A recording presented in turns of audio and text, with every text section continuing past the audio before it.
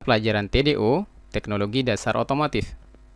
Pada video sebelumnya, kita sudah belajar tentang dasar-dasar sistem hidrolik, mulai dari pengertian, hukum Pascal, prinsip kerja, jenis-jenisnya, aplikasi di dunia otomotif, serta kekurangan dan kelebihannya. Insya Allah pada video kali ini, kita akan belajar tentang memahami dasar-dasar sistem pneumatik.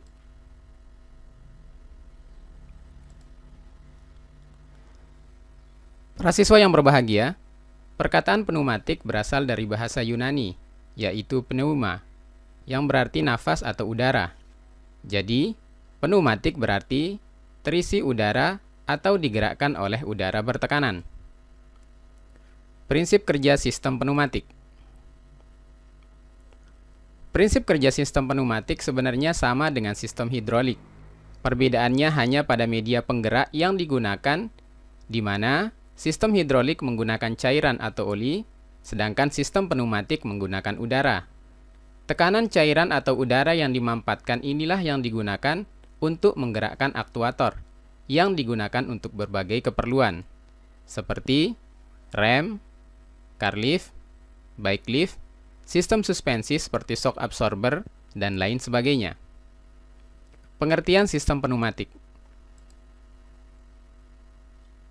Sistem pneumatik adalah sebuah teknologi yang memanfaatkan udara terkompresi atau udara bertekanan untuk menghasilkan efek gerakan mekanis. Karena menggunakan udara terkompresi, maka sistem pneumatik tidak dapat dipisahkan dengan kompresor, sebuah alat yang berfungsi untuk menghasilkan udara bertekanan tertentu. Nah, apakah perbedaan antara sistem hidrolik dan sistem pneumatik, para siswa?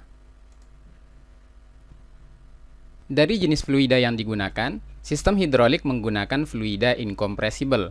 Artinya, jenis fluida ini tidak bisa dikompresi, contohnya oli.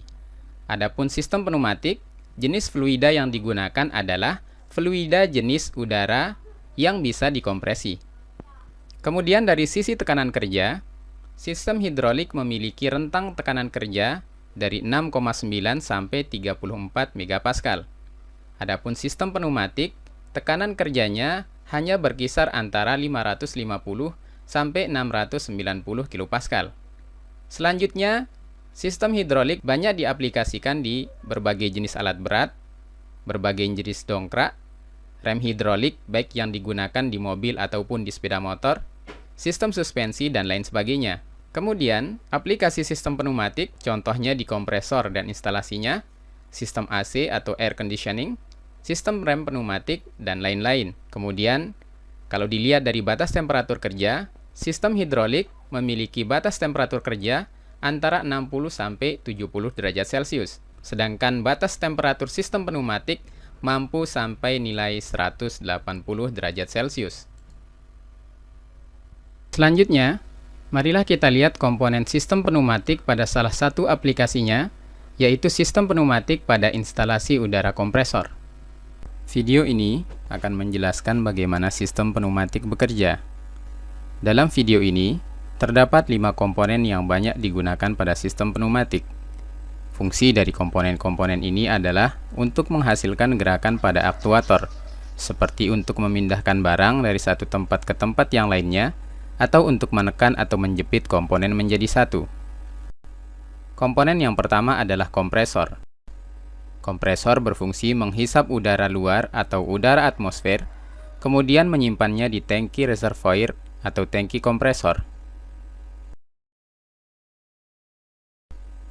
Udara tekan yang dihasilkan oleh kompresor kemudian disalurkan melewati selang atau pipa.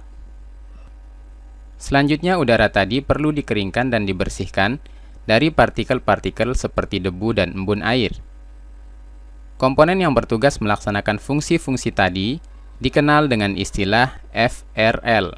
FRL adalah singkatan dari filter, regulator, dan lubrikator.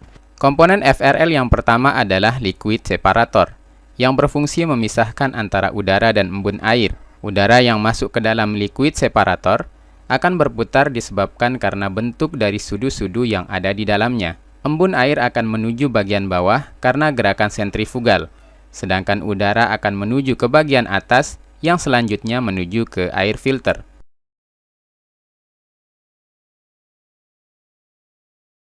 Sama seperti di bagian liquid separator, udara akan berputar masuk ke dalam air filter mengelilingi bagian saringan.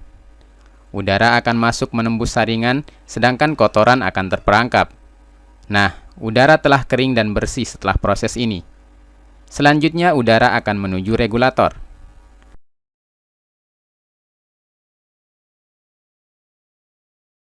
Regulator akan mengatur seberapa besar tekanan udara yang akan menuju sistem. Regulator terdiri dari pegas dan sebuah knop putar yang berfungsi mengatur tekanan pegas sebagai pengontrol katup di dalamnya. Ketika knop diputar, maka pegas akan membuka katup. Selanjutnya, udara akan menuju bagian lubrikator. Regulator juga dilengkapi dengan manometer agar kita tahu seberapa besar tekanan udara yang kita gunakan.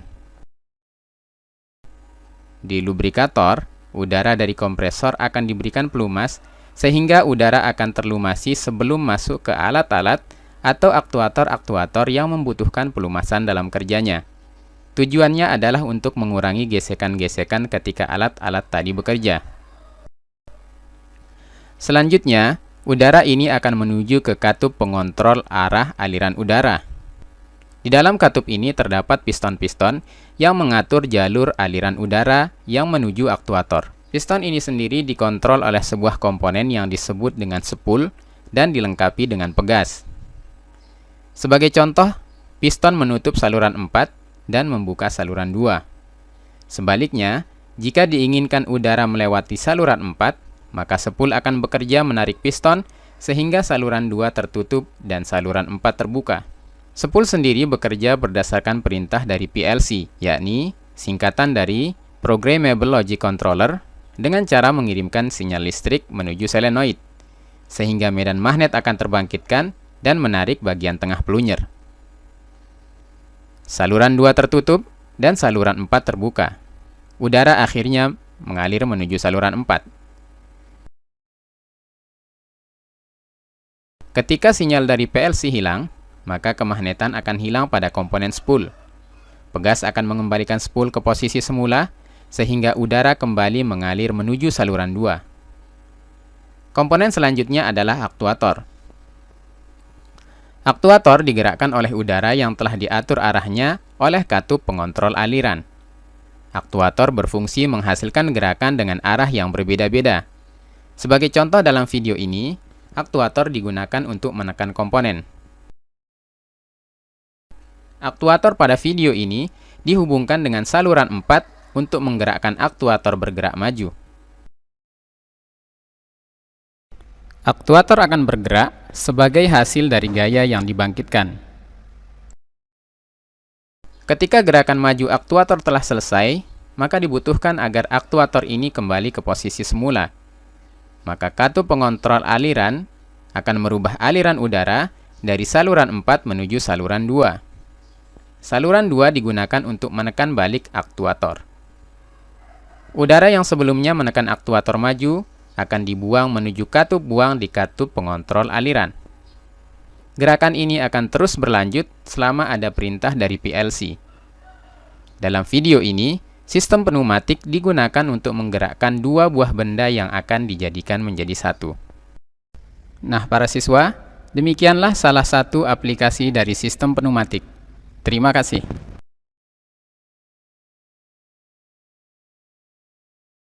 Kelebihan dan kekurangan sistem pneumatik. Kelebihan yang pertama, bahwa fluida mudah didapat dan dipindahkan atau ditransfer. Udara di mana saja tersedia dalam jumlah yang tak terhingga dan saluran-saluran balik tidak diperlukan karena udara bekas dapat dibuang bebas ke atmosfer. Kemudian yang kedua, dapat disimpan dengan baik. Sumber udara bertekanan seperti kompresor hanya memproduksi udara mampat kalau udara itu memang digunakan. Jadi, kompresor tidak selalu bekerja. Kemudian kelebihan sistem pneumatik selanjutnya adalah viskositas kecil, sehingga gesekan juga kecil. Yang keempat, aman terhadap kebakaran. Yang kelima, bersih. Kalau ada kebocoran pada saluran pipa, benda-benda kerja ataupun bahan-bahan tidak akan menjadi kotor. Dan juga bila ada kerusakan pipa-pipa, tidak akan ada pengotoran-pengotoran bintik atau stain minyak, dan lain sebagainya. Kemudian yang terakhir, tidak peka terhadap suhu. Udara bersih tanpa air dapat digunakan sepenuhnya pada suhu-suhu yang tinggi atau pada nilai-nilai yang rendah, jauh di bawah titik beku, masing-masing panas atau dingin. Kemudian marilah kita lihat kekurangan dari sistem pneumatik. Yang pertama, bising. Udara yang ditiup keluar menyebabkan kebisingan atau desisan mengalir keluar, terutama dalam ruang-ruang kerja sangat mengganggu. Kemudian yang kedua, gaya yang ditransfer terbatas. Yang ketiga, mudah menguap atau volatile. Udara bertekanan mudah menguap, terutama dalam jaringan udara-udara bertekanan yang besar dan luas, dapat terjadi kebocoran-kebocoran yang banyak dan menyebabkan udara mampat mengalir keluar. Selanjutnya, kekurangan sistem pneumatik siswa sekalian adalah bahaya pembekuan pada waktu pemuaian mendadak, dan penurunan suhu yang berkaitan dengan pemuaian mendadak ini dapat terjadi pembentukan es. Yang kelima, dapat terjadi pengembunan sehingga menimbulkan karat. Nah, demikianlah siswa sekalian materi pelajaran kita kali ini. Semoga mudah difahami.